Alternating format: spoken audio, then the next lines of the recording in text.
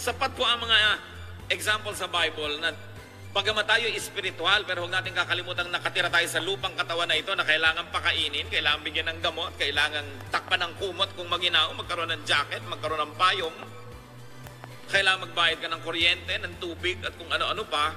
Kaya sabi po ni Solomon sa Ecclesiastes 10:19, money is the answer for everything. Gaano karaming suliranin ng tao ang malulutas kung may pera lang sila? Ang dami. Kaya hindi ko mo tayo Kristiyano, mamaliitin nyo yung pera. Part of spirituality is to work hard, to gather, so that when times come, we can laugh at the days to come.